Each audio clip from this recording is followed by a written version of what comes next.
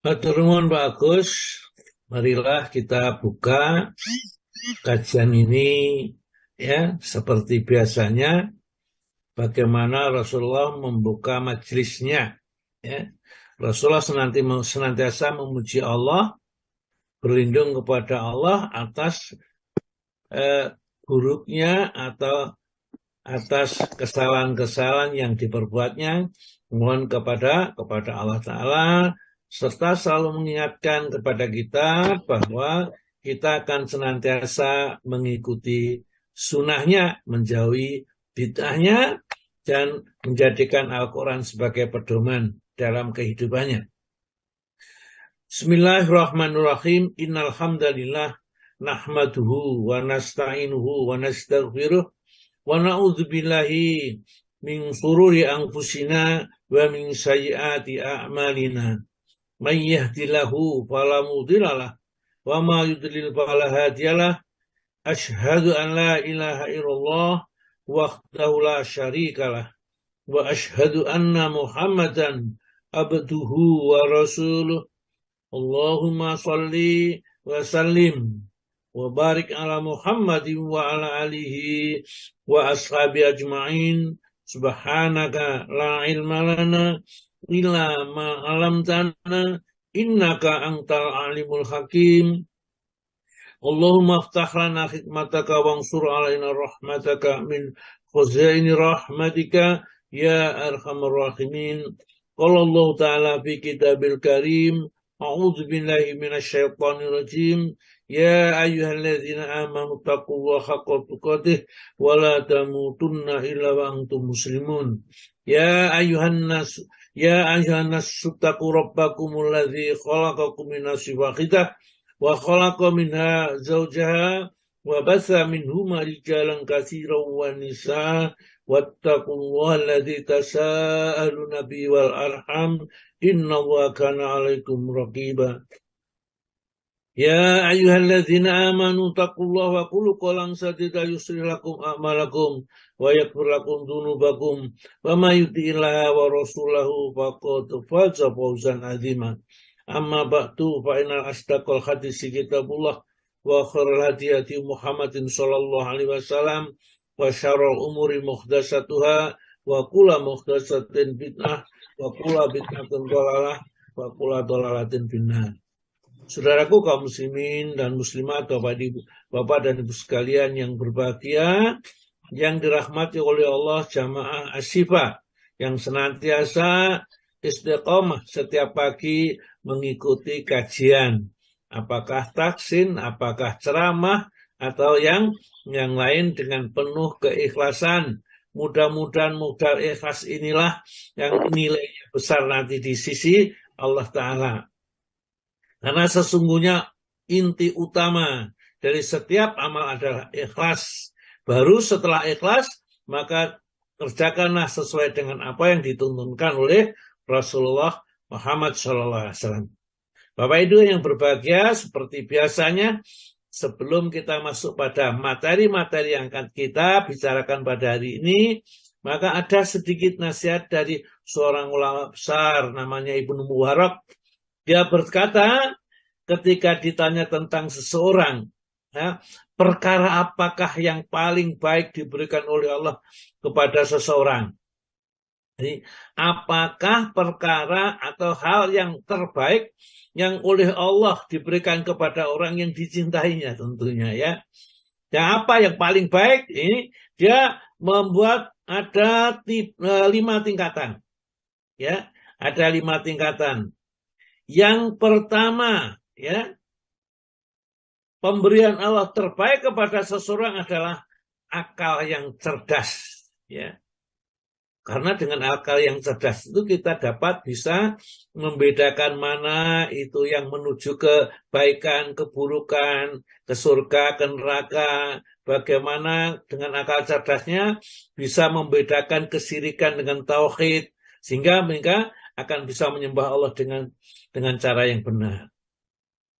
Jika kita tidak diberi akal cerdas, apa yang masih diberikan oleh Allah kepada manusia ini? Ya, kata seorang tanya kepada Ibnu Mubarak tersebut, yang kedua adalah adab yang baik, tata krama sopan santun, ya. Adab-adab itu yang baik itu adalah karunia yang diberikan oleh Allah. Karena kadang-kadang orang itu ya ada yang nggak punya adab sama sekali, cara berbicara, cara apa saja, sama orang tua, sama temannya, sama saja. Jadi yang kedua adalah adab yang baik yang diberikan oleh Allah setelah akal yang cerdas. Jadi kalau sudah diberi akal yang cerdas, adabnya yang baik, maka dua pemberian Allah yang besar diberikan kepadanya. Yang kalau adab yang baik itu tidak ada, misalnya tidak diberikan kepadanya, maka yang ketiga, yaitu saudara yang penyayang yang selalu mau bermusyawarah dengannya. Jadi teman-teman yang sangat mengasihi dirinya atau siapa saja itu termasuk pemberian terbaik yang senantiasa kalau ada sesuatu bermusyawarah dengan dirinya. Kalau itu tidak diberikan, tidak punya, misalnya apa yang masih ada yang terbaik yang diberikan oleh Allah kepada seseorang, kata Ibnu Mubarak, yang keempat adalah diam yang panjang, jangan banyak berbicara. Nah, diam, karena orang diam itu akan menjadi tutup dari kebodohannya, ya, akan dari penyelamat dari segalanya. Jadi karena ibadah itulah diam, ya. Diam itu ibadah yang tanpa bid'ah, ya. Itu ibadah yang paling bagus. Diam yang panjang. Yang kelima, ya, kalau tidak bisa diam yang panjang, apa yang diberikan oleh Allah kepada dirinya adalah kematian yang segera mati aja, ya. Karena kalau orang sudah tidak cerdas akalnya, adabnya tidak baik, ya, saudara penyayang juga tidak mempunyai, tidak bisa diam yang panjang, mati aja lah, ya, ini, ya. Jadi 5 hal kata Ibnu Mubarak ini kalau dimiliki oleh seseorang, yaitu akal yang cerdas terutama, maka itu akan menjadikan orang itu orang yang diberikan kebaikan oleh Allah. Sedang Imam Syafi'i berkata, siapa yang ingin Allah membukakan hatinya, ya, dapat menyinari hatinya. Jadi siapa yang ingin hatinya bercahaya, bersinar, kata Imam Syafi'i itu seorang ulama besar yang luar biasa cerdasnya, yang dia kalau ngaji kepada orang lain ini, karena orang tuanya tidak bisa membayar syekhnya, dia mendengarkan di sebelahnya, tatkala anaknya orang-orang kaya itu ngaji kepada syekh. Begitu diajari, dia dengarkan. Yang diajari nggak paham, Imam Syafi'i sudah hafal. Ya. Inilah kecerdasan yang diberikan oleh Allah kepadanya. Nah, kata Imam Syafi'i, siapa yang ingin Allah membukakan hatinya atau menyinari hatinya, maka hendaklah ia satu, ya, menyendiri, nggak terlalu banyak bergaul dengan orang yang nggak jelas, ya, menyendiri, kecuali kalau dia datang majelis ilmu, ya, memberi atau menyampaikan satu ilmu. Kalau nggak banyak menyendiri. Yang kedua, kalau hatinya ingin bersinar, sedikit makan. Ya, jangan sedikit-sedikit makan. Nah, kata Pak Akhya itu sedikit makannya tidak banyak, sedikit. Sekedar mencukupkan untuk menegakkan dirinya. Saya dulu pernah mendengar saja, bukan hadis ya, tapi mendengar di antara cirinya orang sang penghuni masuk neraka itu orang yang gendut katanya. yang gemuk sekali itu, ya, karena banyak makan. Katanya begitu, tapi bukan hadis lah, ya. Itu aja cuman saya dengar aja seperti itu. Dan yang kedua sedikit makan, yang ketiga tidak banyak bergaul dengan orang-orang yang bodoh. Jadi tidak bergaul dengan orang-orang yang bodoh. Karena apa? Kalau temannya bodoh, ini dirinya, hatinya itu menjadi gelap karena dia akan mengikuti kebodohan orang yang menjadi temannya tersebut.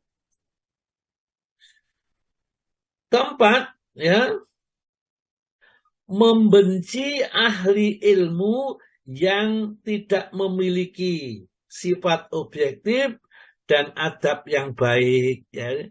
Orang itu berilmu, tapi dia tidak bersifat objektif. Jadi kalau mau menerangkan yang benar, mereka karena itu akan menyangkut pada dirinya, ya, yang tidak benar maka tidak diterangkan. Jadi kalau hal-hal itu yang menguntungkan dirinya akan disampaikan. Orang yang di sini kata Imam Syafi'i membenci ahli ilmu yang tidak memiliki sifat objektif dan tidak memiliki adab yang baik. Karena kalau orang berilmu tidak memiliki adab yang baik, itu akan membahayakan dirinya.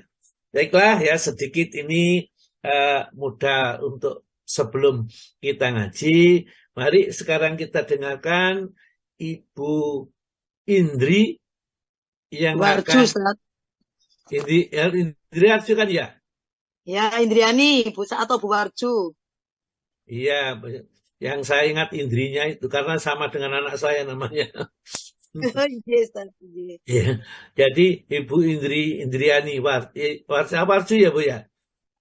Yes, Iya. Indriani Warju. Ya, akan membacakan suratul Baqarah, surat yang nomor 2 ayat 155 sampai ayat 157 yang ada sedikit kaitannya dengan yang akan kita bicarakan ini.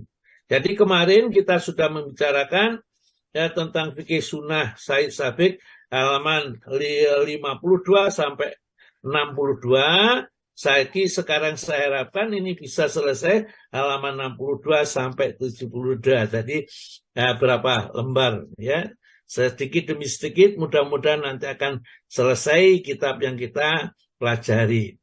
Sebenarnya saya menginginkan ya di Ashifa ini kita punya kurikulum gitu ya. Jadi punya buku pedoman yang harus diajarkan dan kita sampaikan kepada jamaah. Sehingga seperti kayaknya ya pesantren online gitu ya. Ada yang dikaji itu jelas, materinya itu jelas, pemahaman minimal yang harus dimiliki nanti jelas. Fikihnya sampai di mana, apa yang harus diketahui, kemudian tauhidnya sampai di mana, kemudian tafsir-tafsirnya juga seperti apa. Nah, ada tafsir yang menerangkan tentang hikmah-hikmah, akan menerangkan tentang ilmu tafsir, pengantar ilmu tafsir, dan seterusnya. Itu sebenarnya itu cita-citanya, keinginannya saya begitu. Nah, jadi kalau Ustadz menerangkan tidak sekedar apa yang diingat diterangkan, besok lagi itu gak jelas apa yang dibicarakan. Ya memang semuanya bisa kita jadikan nasihat di dalam agama ini. Tapi minimal pengetahuan yang harus dimiliki oleh jamaah itu apa? Dalam bidang akhlak misalnya, itu apa? Dalam bidang ini apa? Sehingga kalau di pesantren gitu, orang itu misalnya ngaji jurumiyah ya, itu ngaji tentang tata bahasanya Arabnya, kemudian sorobnya sudah selesai jilid 1 umpamanya seperti itu. Hanya saja memang karena kita ini di online itu keluar masuk orangnya sehingga kadang-kadang nggak susah. Nah, kemarin sudah diterangkan tentang sholat musafir misalnya. Orang baru masuk, gak ngerti ya, tanyalah orang gak ngerti ya. Padahal baru saja diterangkan. Gak apa-apa, maka dari itu juga agak susah juga. Ya, karena kita melayani masyarakat, ini tidaklah seperti di pesantren orangnya definitif itu saja. Ya. Tapi itu hanya seperti cita-cita saja. Nah, mudah-mudahan suatu saat bisa sampai ke sana. Kalau yang sudah militan, itu akan ikut terus. Tapi kadang-kadang ya namanya seperti kita ini, ada yang sedang di Bandung, sekarang saya sedang di Jakarta, ya, sehingga kita juga tidak bisa fokus, kitab-kitabnya ketinggalan. Jadi misalnya tolong tuh Pak Harto dibacakan misalnya kitab tauhidnya ini Fathul Majid misalnya dulu. Waduh, kitabnya ketinggalan di Surabaya, sekarang saya di Jakarta. Ya terus ya gak bisa membacakan bukunya. Baiklah, tetap aja itu cita-cita, yang mudah-mudahan cita-cita itu suatu saat Allah Ta'ala memberikan realisasi ya. Namanya cita-cita, tapi ada saja. Baiklah, monggo sekarang Ibu Indriani ya, dibaca ayat Al-Qur'annya. Ya Ustaz. Assalamualaikum warahmatullahi wabarakatuh. Waalaikumsalam warahmatullahi wabarakatuh. Warahmatullahi wabarakatuh. A'udzu billahi minasyaitonir rajim. Walanabluwannakum bisyai'im minal khawfi wal ju' minal khawfi wal ju'i wa naqsim minal amwal wal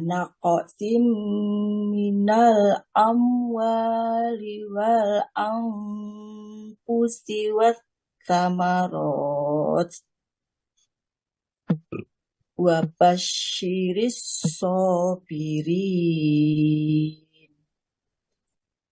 alladzina idza asobathum musibah qalu inna lillahi wa inna ilaihi raji'un. Ulaika alaihim sholawatum min rabbihim wa rahmah wa ulaika humul muhtadun. Ya, iya. Sadaqallahul azim. Terjemahan surat Al-Baqarah ayat 155 sampai 157. Aku berlindung kepada Allah dari segala godaan setan yang terkutuk. Dan kami pasti akan menguji kamu dengan sedikit ketakutan, kelaparan, kekurangan harta, jiwa, dan buah-buahan.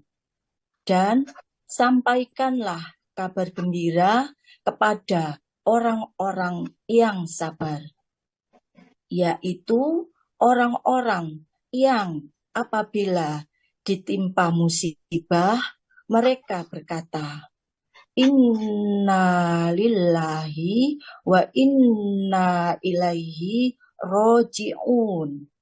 Yang artinya, sesungguhnya kami milik Allah dan kepadanya lah kami kembali.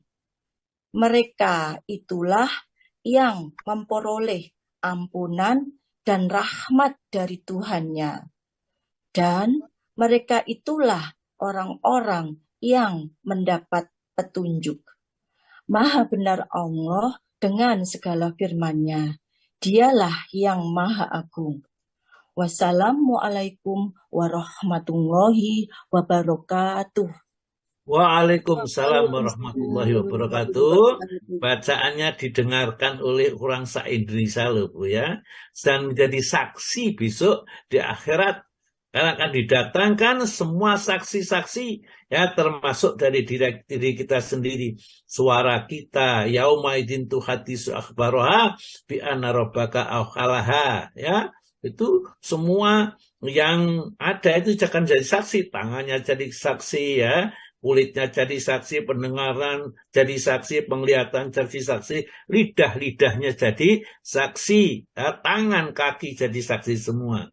Maka dari itu hendaklah kita senantiasa berbuat baik supaya saksi-saksi itu memberikan kesaksian kepada kita tentang kebaikan yang kita kerjakan. Jadi kalau kita sekarang ngaji sambil tidur juga ada saksinya tidur ya. Jadi kalau kita ngaji sambil tidur kita rasakan ilmu yang kita peroleh ya tingkatannya orang tidur itu bagaimana ya. Kita ngaji serius ya, seperti kita menghadiri pada saat kita menghadiri majelis ilmu begitu ya.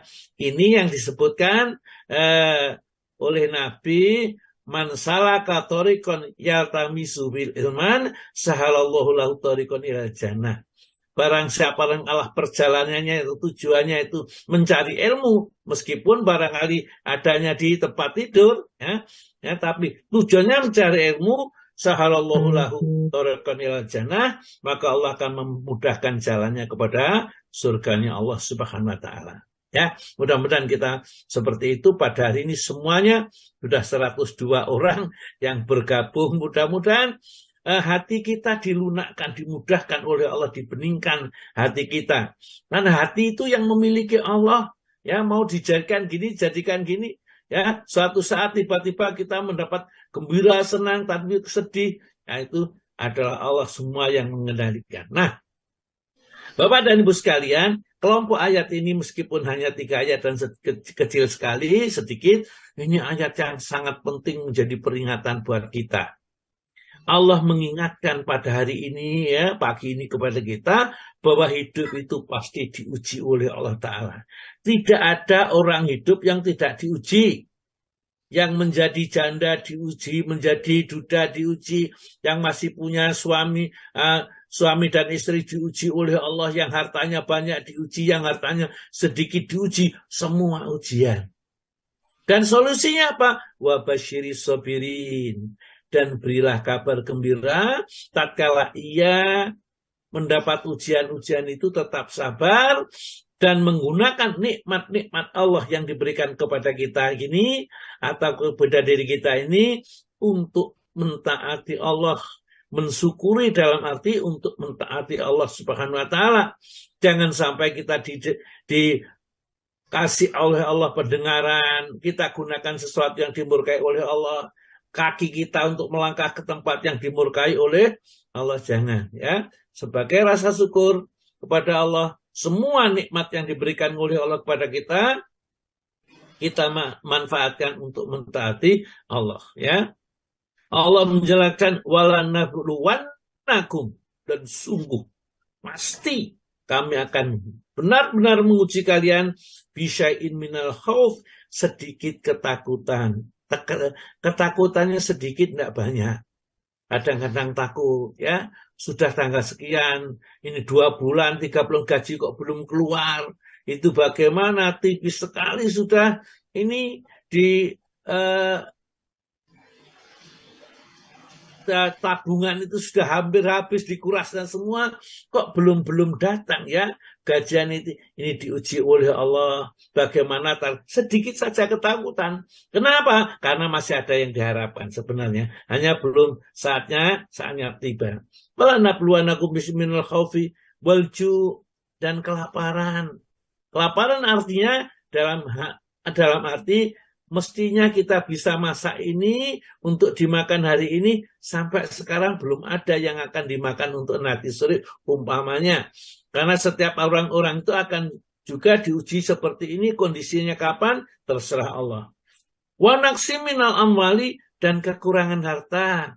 Dagang-dagang rugi, ya. Ini tabungan terus-menerus berkurang.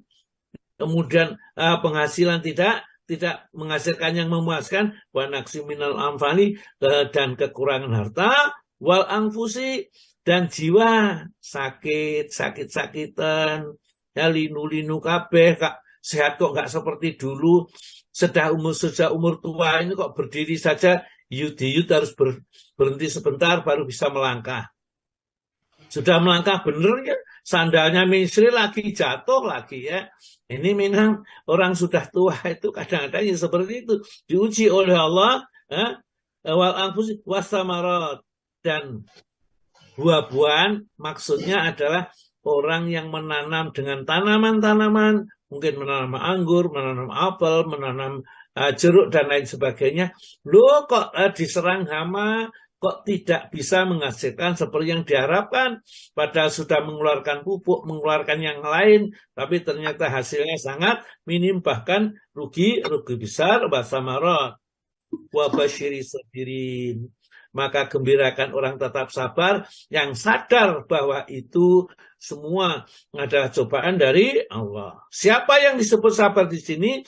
Dijelaskan langsung pada ayat berikutnya, alladzina idza asabatu musibah, yakni orang yang tatkala ditimpa dengan musibah, ya, qalu, mereka senantiasa mengucapkan lisannya, hatinya meyakininya, inna lillahi, inna sesungguhnya kami ini lillahi milik Allah, wa inna dan sesungguhnya kami itu ilaihi kepadanya roji'una kami kembali. Jadi kita itu nanti kembali kepada Allah. Harta kita juga suatu saat mungkin kecurian atau apa, ya. Kemudian itu kembali kepada diri kita akan kembali kepada Allah. Semua yang kita miliki adalah kembali kepada Allah. Itulah sebabnya siapa saja yang meninggal dunia, tidak boleh harta yang ditinggalkan itu dibagi seenaknya sendiri. Harus dibagi ya menurut aturan hukum Allah. Hukum waris, ya. Jadi tidak boleh pesan supaya dumen podoai lanang wedok, ya tidak boleh. Ya, karena apa? Karena harta setelah orang meninggal dunia itu bukan hartanya di sendiri, ya, hartanya milik ahli waris dan yang berhak mewarisi pertama kali Allah. Maka Allah lah yang memberikan cara membagi harta ini. Ya. Nah, setelah itu, orang yang seperti itu perasaannya bahwa semua kita milik Allah akan kembali kepada Allah dengan diyakin mulutnya mengatakan, hatinya meyakini, perbuatan kita menunjukkan tawakal hanya kepada Allah. Ulaika mereka itulah alaihim atas mereka sholawatun min rabbihim akan mendapat ampunan dari sholawat. Ya, sholawat dari Allah, ampunan, rahmat, kasih sayang, ya, dan segala macam kebaikan dari sholawatun min rabbihim wa rahmah, dan rahmat dan karunia Allah. Wa ulaika dan mereka itulah humul muhtadun, orang-orang yang termasuk mendapat petunjuk yang baik dari Allah. Jadi siapa yang mendapat petunjuk? Orang yang senantiasa kalau diuji oleh Allah, kembalikan segala ujian itu kepada Allah, tidak pernah mengeluh, tidak pernah merasa Allah itu tidak adil. Semua yang diberikan oleh Allah kepada dirinya adalah seadil-adilnya, ya. Baiklah, sekarang kita masuk pada materi yang akan kita kaji ini. Pak Tomo ada? Ada, Ustaz. Ada. Oh, kok gambarnya nggak kelihatan tadi.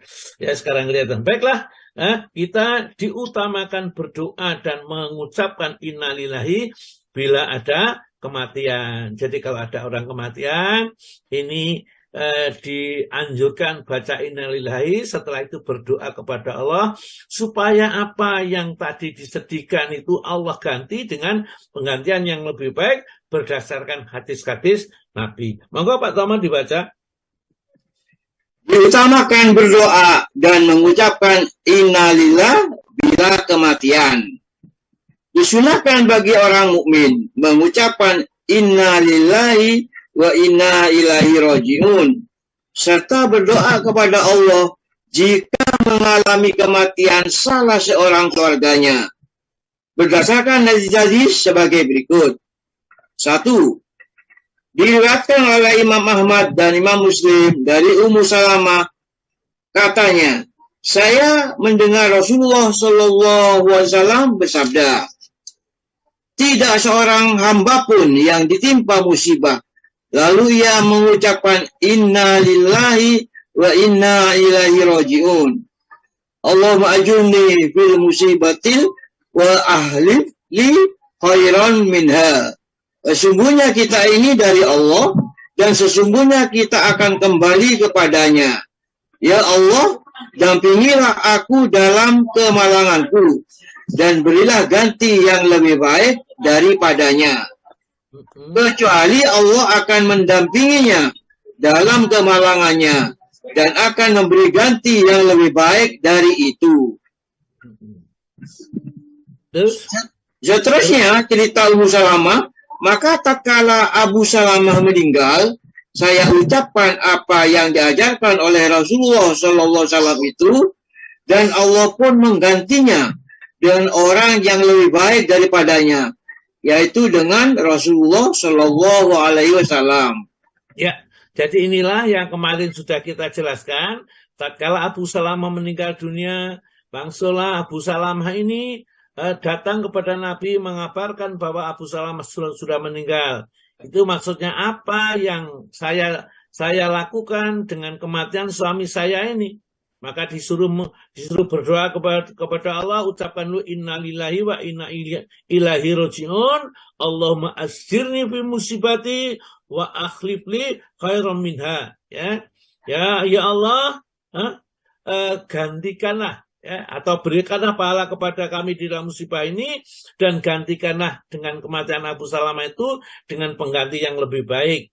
Namun sebenarnya dalam hadis lain, di dalam hati Abu Salamah itu dia merasa, apa ada orang di dunia itu yang lebih baik dari suaminya? Karena dia sejak nikah dengan Abu Salamah ini, dia senantiasa lemah lembut, katanya baik, membantu dia di dalam kesulitannya, tidak pernah mengucapkan kata-kata yang menyakitkan hati. Apa ada laki-laki yang seperti itu ya? Kemudian senantiasa membimbingnya di dalam kesulitan. Apa ada pikirnya Abu Salamah? Tapi ternyata doa yang diajarkan oleh Nabi itu betul-betul membuahkan hasil yang luar biasa. Ternyata setelah itu Abu Salamah Ummu Salamah dilamar oleh Rasulullah Muhammad SAW, yang akhirnya menjadi salah satu di antara istri-istri Nabi dan termasuk perawi hadis Abu Salamah itu. Monggo seterusnya cerita Abu Salamah, monggo Pak. Dan diriwayatkan oleh Imam Tirmizi dari Abu Musa al-Asy'ari bahwa Rasulullah SAW bersabda, jika putra dari seorang hamba meninggal dunia, maka Allah akan berfirman kepada malaikatnya, kamu cabutkah nyawa putra hambaku? Ujar mereka, benar. Kamu cabut nyawa buah hatinya? Benar, ujar mereka. Lalu apa kata hambaku ini? Lalu apa kata hambaku itu? Tanya Allah pula. Ia mengucapkan alhamdulillah dan innalillah. Maka firman Allah, bangunlah sebuah rumah untuk hambaku ini di dalam surga. Namakan dia Baitul Hamd, rumah pujian. Menurut Imam Tirmizi, hadis ini adalah hasan. Ya, jadi idza mata waladal abdu, apabila mati seorang atau putra seorang hambaku, kalau Allah Ta'ala, Allah berperingatan di malaikati kepada malaikat yang menyabut ruhnya itu, ya. Kobatum, kalian cabut, ya, walada abdi, ya, putranya hambaku, ya, putranya kamu cabut rohnya, ya. Maka malaikat wayaku luna, maka malaikat menjawabnya, na'am, benar ya Allah, ya Allah. Fayakulu, Allah berfirman lagi, kobatum, kamu cabut, ya, tamratu fuadi, buah hatinya kamu cabut ruhnya, ya. Na'am, benar, ya. Ini dia benar, wahai Robku, apa yang dikatakan oleh hambaku tatkala putranya atau buah hatinya itu dicabut, dia mengatakan innalillahi wa inna ilaihi raji'un, atau alhamdulillah, kemudian innalillahi wa inna ilaihi raji'un. Maka apa kata Allah? Oleh karena itulah, bangunkanlah untuk hambaku yang selalu memuji Allah, tidak pernah berpusaka kepada Allah itu, nanti rumah di surga. Namakan rumah itu Baitul Hamdi, rumah tempat pujian. Seorang yang senantiasa memuji Allah dalam kondisi apapun, maka malaikat diperintahkan oleh Allah membuatkan seorang rumah bagi seorang yang senantiasa memuji Allah dalam kondisi apapun, ya. Dinamakan rumah itu Baitul Hamdi. Hadis ini dianggap sebagai hadis yang hasan, artinya sanadnya termasuk sanad yang baik, bukan hadis yang lemah atau hadis yang palsu. Jamaah ini menunjukkan bahwa apapun yang diambil dari Allah, meskipun kita menangis boleh, meneteskan air mata boleh, yang tidak boleh itu menangis sambil ngomong-ngomong, sambil berbicara ini dan itu yang mungkin ngelantur juga pembicaraannya. nanti yang kita masuk kepada berikutnya dilarang kita. Namanya niyahah itu ya, merintih ya, di dalam kondisi seperti itu dilarang. Hadis yang kedua, monggo Pak Tama. Hadis yang ketiga diriwayatkan dari Abu Hurairah oleh Bukhari bahwa Rasulullah SAW bersabda, yang artinya berfirman Allah Ta'ala, tak ada ganjaran yang akan kuberikan kepada seorang hamba yang kucabut nyawa kekasihnya di atas dunia, lalu diterimanya dengan hati sabar, kecuali surga. Nah, pada setiap kita itu pasti pernah mengalami yang kita kasih, yang kita sayangi itu diambil oleh Allah. Maka di saat itulah kesempatan kita untuk tetap ridho, ya. Kalau mungkin kita anak-anak kita yang kita lihat belum pernah diambil oleh Allah, harta kita mungkin pada saat diambil oleh Allah Ta'ala kita masih meraung-raung, mungkin barangkali belum ridho. Nah, masih ada kesempatan mungkin suami kita diambil oleh Allah, istri kita diambil oleh Allah, atau anak kita diambil oleh Allah. Kita tetap berbaik sangka kepada Allah, tetap ridho kepada ketetapan Allah. Maka janjinya Allah apa? Akan dibalas dengan surga, karena tidak ada balasannya kecuali surga. Ya, tidak ada ganjaran yang akan kuberikan kepada seorang hamba yang kucabut nyawa kekasihnya, ya, di atas dunia ini, ya, diterima dengan hati yang sabar, kecuali akan dibuatkan surga atau dimasukkan ke dalam surganya Allah.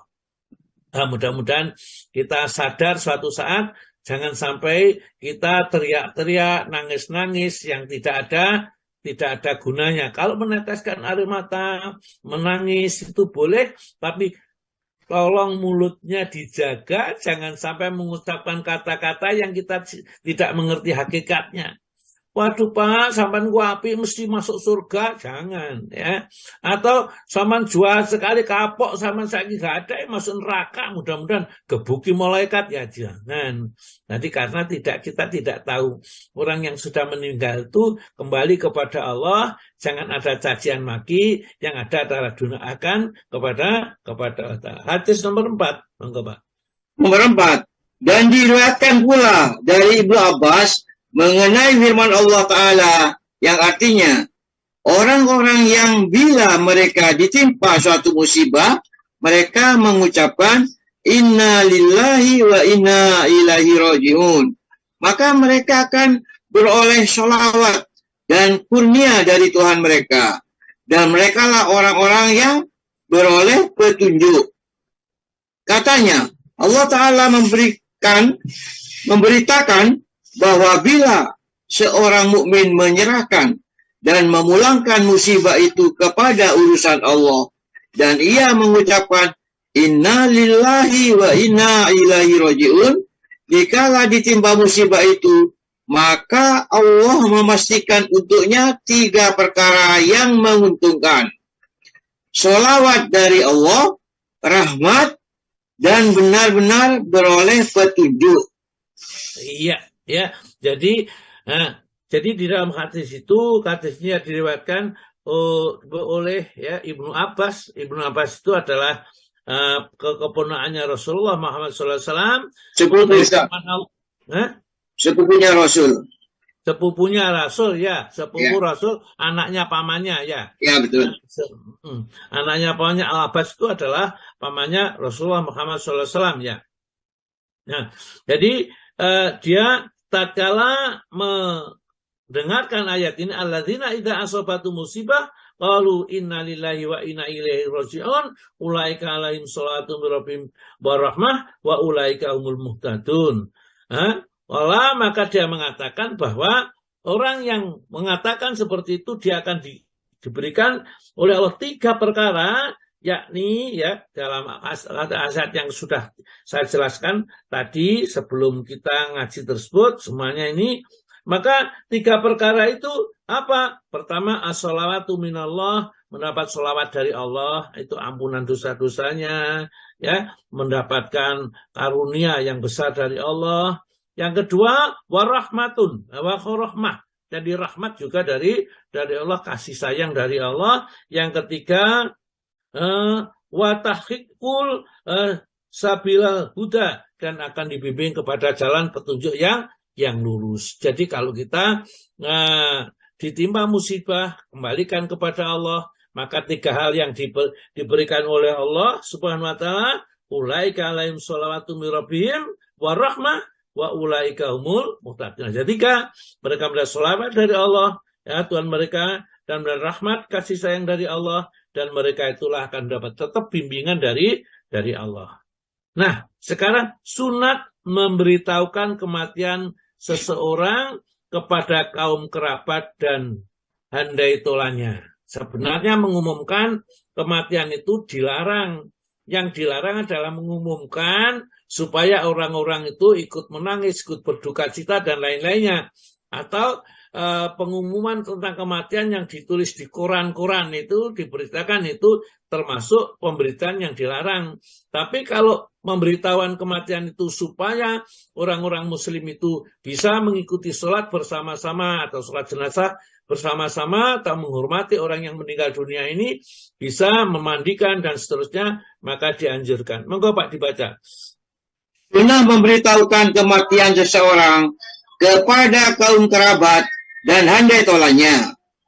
Para ulama menganggap sunnah mengumumkan kematian seseorang kepada kaum kerabat, handai tolan, dan orang-orang soleh agar mereka turut beroleh pahala dalam penyelenggaraannya. Berdasarkan apa yang diriwayatkan dari Abu Hurairah oleh jamaah, yang artinya bahwa Nabi SAW memberitahukan kepada umum kemangkatan Negus, Raja Ethiopia atau Habasyi, pada hari wafatnya, dan membawa mereka ke masjid, lalu diaturnya saf para sahabatnya dan disalatannya dengan membaca 4 kali takbir.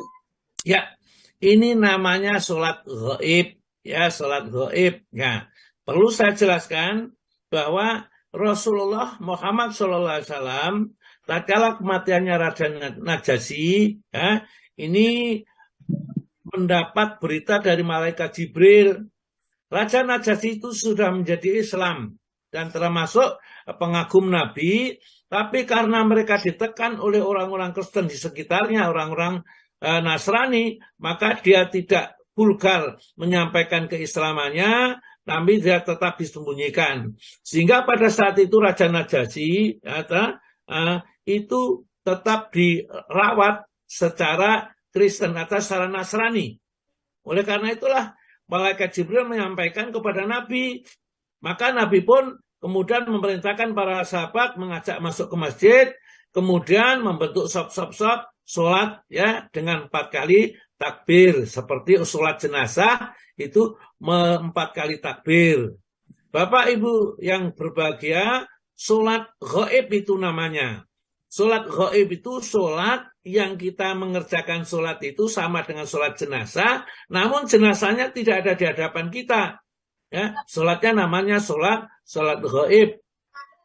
Jadi pada saat itu ya yang ada riwayat sholat ghaib ya Raja Najasyi saja. Tapi tidak ada riwayat bahwa Nabi tatkala meninggal dunia di Madinah, umat Islam yang berada di Mekah itu sholat ghaib tidak ada. Oleh karena itulah hukum sholat ghaib itu akan boleh dikerjakan atau hanya dikerjakan satu. Ya, orang yang hilang. Ya, orang yang hilang tidak tahu kemana, misalnya naik pesawatnya jatuh di tempat yang kita tidak tahu, terbakar hidup atau mati, maka mereka bisa boleh disolatkan ghaib. Atau yang kedua, mereka itu mati di suatu tempat seperti Raja Najasyi tersebut, yang kaumnya adalah kaum yang tidak mungkin merawat si jenazah itu secara islami. Maka ya kalau kita tahu, maka kita juga disunahkan, dianjurkan untuk sholat ghaib. Namun bagi mayat yang sudah disolati ya, itu tidak disyariatkan sholat ghaib. Kenapa? Karena tidak ada contohnya dari Nabi dan para sahabat. tatkala Abu Bakar meninggal, Umar meninggal, sahabat-sahabat di luar Madinah itu tidak pernah ada riwayat yang melaksanakan sholat gaib, ya, untuk Umar, untuk Sayyidina Ali, untuk Utsman, ya, untuk Abu Bakar dan lainnya. Khusus terutama untuk Nabi juga tidak ada yang sholat gaib. Karena apa? Karena sudah disolati pada saat para sahabat itu meninggal. Nah, demikian juga putra-putra Nabi itu tidak ada sholat gaib bagi mereka yang tidak sempat untuk mengerjakan sholat jenazah bersama-sama dengan sahabat ini. Oleh karena itulah, ya, kadang-kadang kita di Indonesia ini ada menteri mati atau siapa mati, ulama yang ada di Jakarta mati, kemudian ulama yang ada di Jombang mati, semua itu sholat gaib, sampai setiap masjid diperintahkan tulis sholat gaib. Ini tidak kita temukan sunnahnya, ya. Artinya contoh dari Nabi kita tidak dapatkan, tapi mereka hanya mengkiaskan bahwa Rasulullah pernah mensolati Raja Najasyi yang pada saat itu tidak berada satu negara, negaranya lain, ya, itu di Abbasiyah sana, dia meninggal dunia dan Nabi juga merasakan sholat gaib.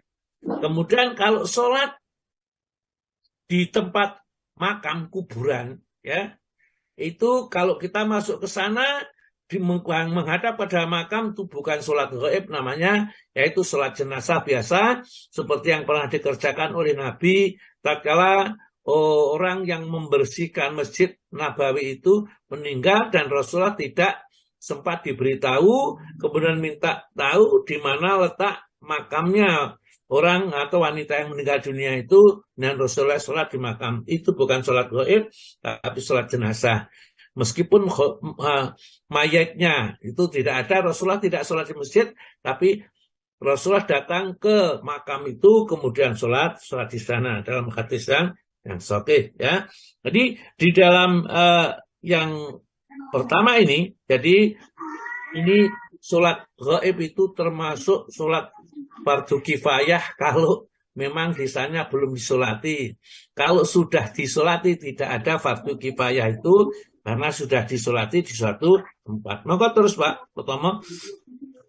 Dan diriwayatkan pula oleh Imam Ahmad dan Imam Bukhari dari Anas yang artinya bahwa Nabi Shallallahu Alaihi Wasallam memberitahukan ulangnya Sa'id, Ja'far dan Ibnu Ruwaha sebelum diketahui oleh umum. Ya, ini maksudnya Rasulullah itu pada saat perang Mu'tah, ya, antara Romawi dengan para sahabat ini 200.000, ya, melawan 3.000-an, ya, atau 10.000 kalau nggak salah, ya. Ini yang sama sekali tidak imbang antara pasukan Romawi 200.000 lawan, ya, misalnya 10.000 gitulah paling banyak kalau nggak salah itu, ya. Ini nggak imbang sama sekali, dan di sana tentunya pasukan Romawi itu pasukan yang sudah sangat berpengalaman untuk berperang melawan musuh-musuhnya. Nah, ternyata Rasulullah itu mendapatkan berita mulai kematian Zaid, ya, Ja'far, Ibnu Rawahah sebelum orang-orang yang datang perang itu mengabarkan kepada Nabi kedatang di Madinah. Karena memang pada saat terjadi perang itu dinampakkan oleh Allah kepada Rasulullah, sehingga matinya Zaid, matinya Ja'far dan Ibnu Rawahah itu mengetahui semua. Bahkan tatkala tentara itu kocar-kacir kemudian dipimpin oleh Khalid bin Walid, ya, sehingga mereka itu perang itu tidak menjadi kalah mutlak dan dia mundur, itu pasukan Islam tidak berani mengejar pasukan Romawi ini. Juga pasukan Romawi juga terkejut tatkala dia mundur kok tidak dikejar oleh tentara Islam. Padahal tentara Islam menurut panglimanya Romawi itu sudah mulai mengalahkan pasukan Romawi, ya. Ini memang taktiknya Khalid bin Walid karena tentaranya sudah sedikit sekian melawan sekian banyaknya ini dengan taktik perang yang belum pernah ada pada saat itu. Khalid ternyata dikatakan memenangkan peperangan ini, ya, meskipun tidak menang dalam arti bisa menaklukkan, tapi tidak tidaklah tentara yang hanya 10.000 ini dihabiskan oleh tentara yang 200.000. Bahkan tentara 200.000 itu juga akhirnya dia lari, ya, dia melarikan diri untuk berlindung di antara teman-temannya. Nah, inilah yang menjadi dasar hukum bahwa mengumumkan kematian seseorang itu boleh. Oh, Ja'far sudah mati, oh Zaid sudah mati, Ibnu Rawah sudah mati, sebelum pasukan itu yang datang, yang dikirim perang itu datang memberitahu kepada Nabi. Maka terus, Pak. Berkata Imam Tirmidzi, tidak ada salahnya bila seseorang memberitahu kaum kerabat dan teman-temannya tentang kematian orang lain. Dan kata Baihaqi, saya dengar berita bahwa Malik bin Anas mengatakan, saya tidak suka mendengar teriakan tentang kematian seseorang di pintu masjid. Tetapi, andainya seseorang berdiri di sekitar masjid, lalu mengumumkan kematian kepada orang-orang, maka tak menjadi apa. Ya, yang diharapkan orang-orang yang diumumkan tersebut bisa datang dan membantu merawat jenazah orang yang meninggal itu. Tapi kalau orang teriak-teriak gitu, ya tidak disukainya. Ya, meskipun barangkali tidak dilarang, karena seperti itu mungkin dianggap mengagungkan orang yang meninggal dunia itu. Terus Pak, Adapun apa yang diriwayatkan oleh Imam Ahmad dari Hudzaifah, juga oleh Imam Tirmidzi, yang menyatakan hadis hasan, bahwa ia mengatakan kepada istrinya, yang artinya, jika saya meninggal, janganlah engkau beritahukan kepada siapapun juga, karena saya takut itu termasuk dalam na'i. Sedangkan saya mendengar Rasulullah SAW melarang na'i. Maka yang dimaksud, itu mengumumkan, ya. Monggo terus Pak. Maka yang dimaksud ialah na'i yang biasa dilakukan oleh orang-orang di masa jahiliyah.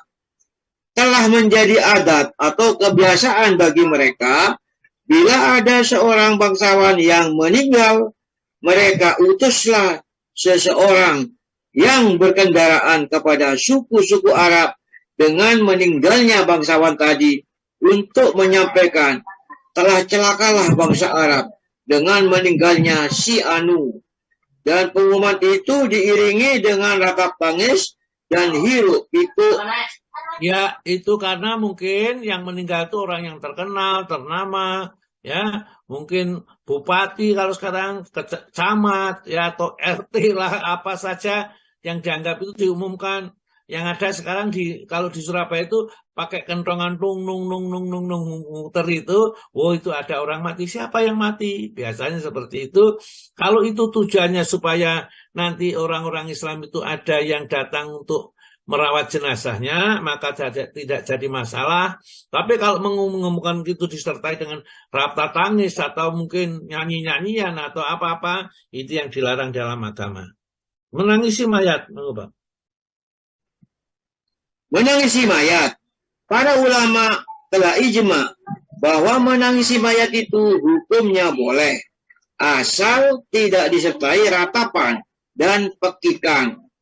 Dalam Sahih tertera bahwa Rasulullah SAW bersabda, yang artinya, sesungguhnya Allah tidaklah menjatuhkan siksa dengan sebab mengalirnya air mata atau hati yang duka, tetapi dijatuhkannya hukuman atau diberinya keampunan disebabkan ini, sambil menunjuk kepada lidahnya. Dan beliau menangis karena meninggalnya putranya Ibrahim.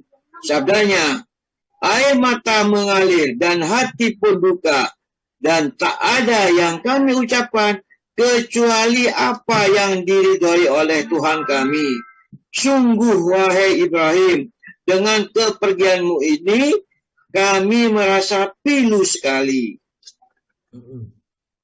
Jadi gini, kita boleh kalau ada kematian itu menangis, asalkan tangisan kita tidak disertai dengan ratapan atau ucapan-ucapan, kata-kata yang barangkali seakan-akan tidak ridho dengan takdir yang ditakdirkan Allah kepadanya. Seperti Rasulullah itu tatkala kematian putranya namanya Ibrahim, maka Rasulullah itu menangis. Sahabat itu kaget loh. Kok Rasulullah menangis? Bukankah Rasulullah melarang orang menangis? Tapi setelah itu dijelaskan, yang dilarang adalah menangis yang disertai dengan kata-kata atau ucapan. Tapi kalau sekedar menangis saja menuturkan air mata itu adalah wujud kasih sayang Allah yang dimasukkan ke dalam hati seorang hamba. Itu wajar kalau ditinggal mati putranya nangis. Jadi putra laki-laki Rasulullah itu Ibrahim itu sudah umur 2 tahun meninggal dunia. Kenapa putranya Nabi kita kok yang laki-laki oleh Allah Ta'ala meninggalkan dunia semuanya, supaya tidak ada yang klaim keturunan Nabi, karena keturunan itu diambil dari anak laki-laki. Semua laki-lakinya diwafatkan oleh Allah di saat masih kecil. Terus Pak.